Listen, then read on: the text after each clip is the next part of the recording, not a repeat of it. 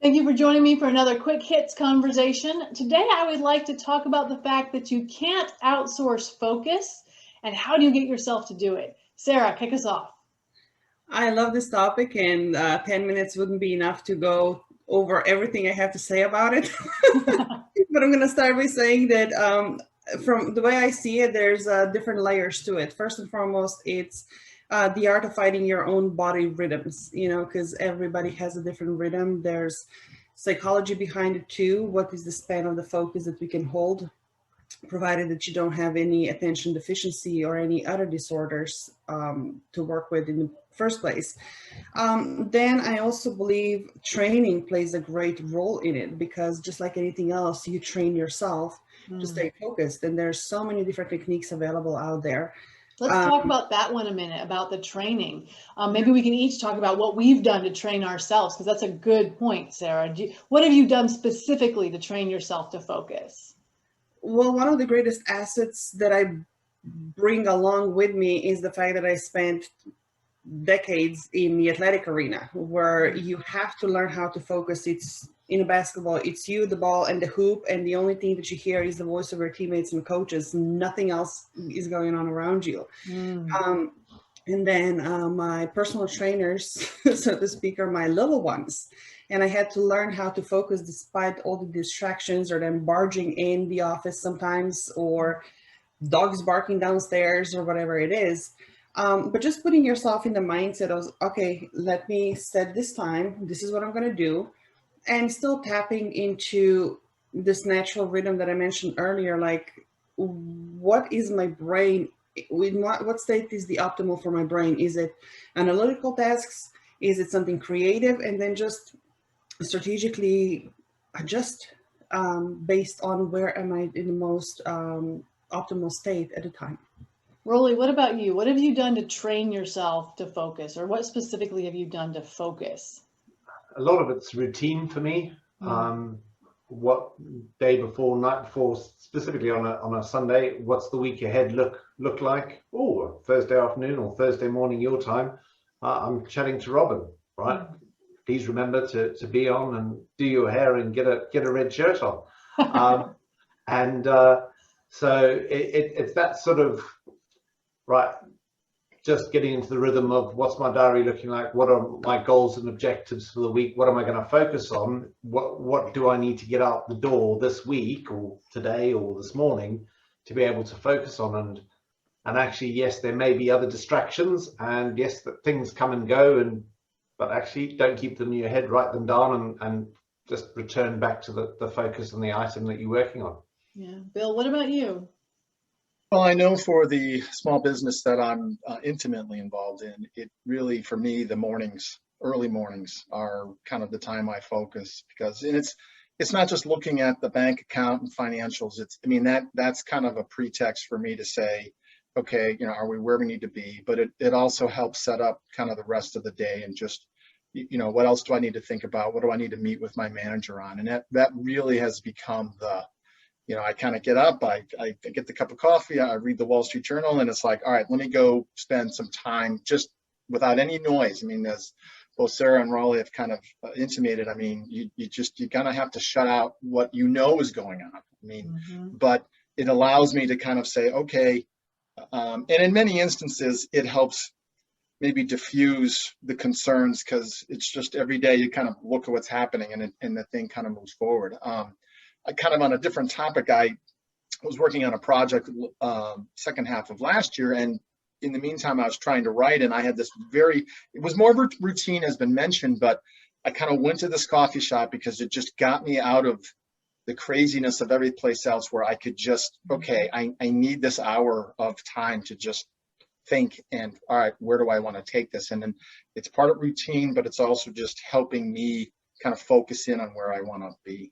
Yeah, I think that's a good point. Like, removing the distractions, if you can, turning off your phone and your email. I think we all hear those all the time. I think the other thing that I'm hearing you all say is that pick a specified amount of time. Don't expect your brain to focus on something for 4 hours. That is not a thing. If you can get 40 minutes, I think you're doing really, really well. And then have that point to get up, give your brain a rest, get a drink, go to the bathroom, play with your dog, something to get your mind to change the neural pathways before you try to go back again. I think that's interesting, because I've been doing some deep analytics today, and I was properly in the zone. And almost sometimes you just don't want to stop because you're there, and okay, it doesn't happen as often as I'd like it to happen, but I mean, you do eat through loads of process time, whatever, that would normally otherwise take you 2, 3, 4 times as long when you're in that zone. So being able just to get in that zone and almost try and replicate it, and maybe that's a bit of the what Sara was talking about earlier, being able to replicate and get into that zone is amazing, to be able to get through stuff.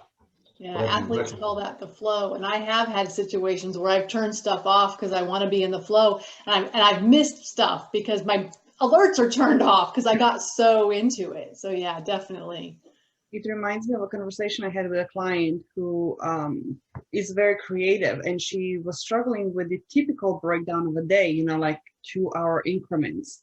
It's like, I need to get a space where I can be in a flow and in a zone, because by the time I get in, 2 hours go by like this and there's nothing to show for. So it can be something as simple as changing, instead of 2-hour increments, you give yourself a whole day to be creative. And then you also, from personal experience, again, sometimes when you are in a flow, you notice that so many things that you have been budgeting like 6 hours to do, you're done in 2.5. Yeah, it's amazing what your brain can output when it's focused. Bill, go ahead.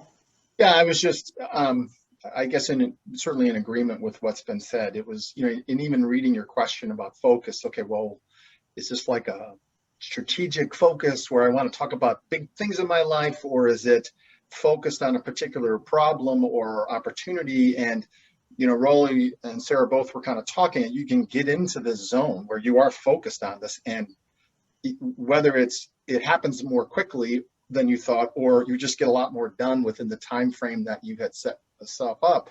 You are focused on that, as opposed to a more strategic or kind of step back. Well, today I need to make sure I'm focused on, you know, where everything's going. And, you know, I think the challenge you have to make sure for yourself is that you don't kind of set it up in a way that, okay, now I'm making this really hard, and it's much more of a process, as opposed to just, you know, I'm focused on an opportunity or an issue and let me just kind of have at it.